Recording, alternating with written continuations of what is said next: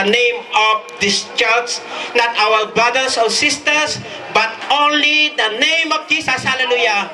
For there is no other name that given under heaven to earth, that given unto earth, hallelujah, that we might be saved, but only the name of our Lord Jesus Christ. Amen?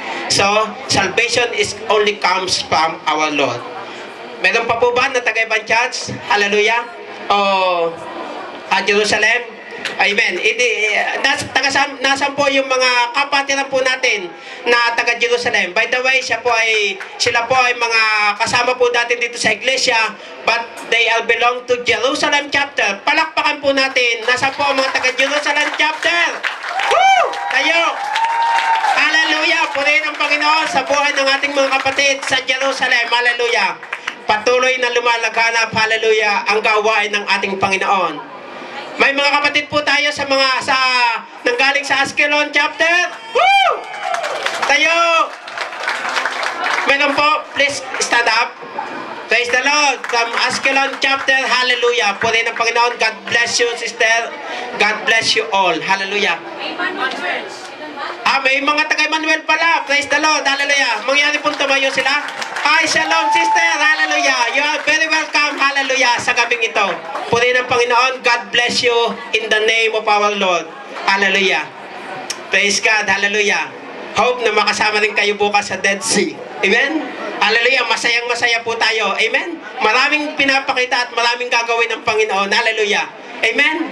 Ang tagal nating hinintay ang pagkakataong ito. Salamat sa Diyos, dumating na. Praise the Lord. Hallelujah. So, mayroon pa po ba na taga-ibang church? Wala na po ba? Praise the Lord. So, yung taga-Friday group, mangyari pong tumayo para makita po natin sila. Ito po yung mga taga-Friday group. Hallelujah. Amen? Sino pa? Si Pastor Charles. Nasaan po si Pastor Charles? Hindi ko nakikita.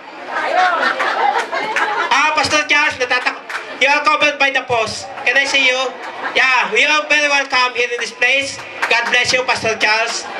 And especially to all of you, hallelujah, who come tonight, hallelujah, you are very welcome, hallelujah. Thank you for celebrating with us in our 13th year anniversary. Hallelujah. God bless you all, hallelujah. And may you experience the riches of His grace in the name of our Lord Jesus Christ. God bless you. God bless you all. Praise God.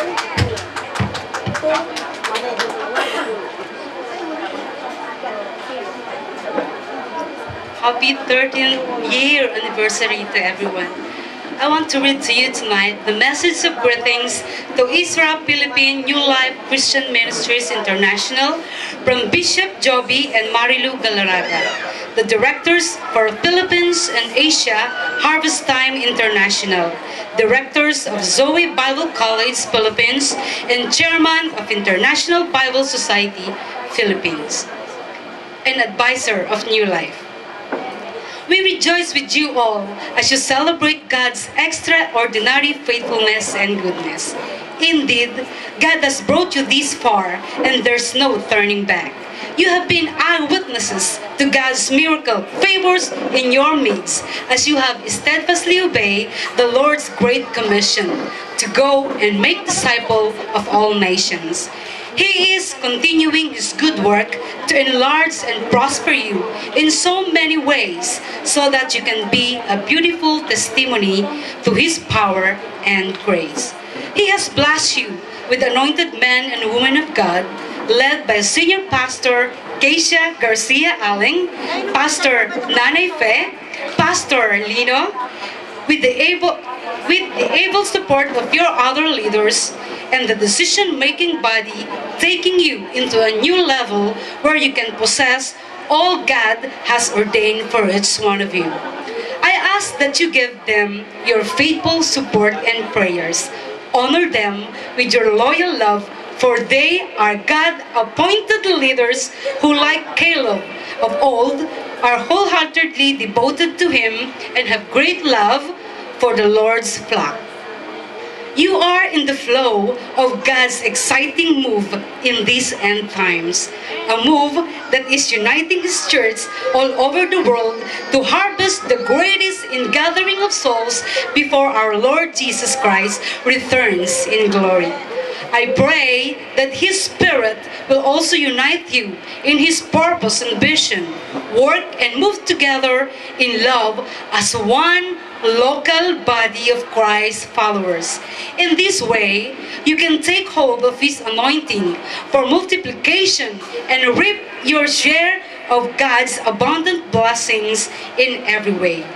March forward to conquer more territories for Jesus, remembering to act on the summon of Joshua to Israelites before they cross the Jordan to the promised land.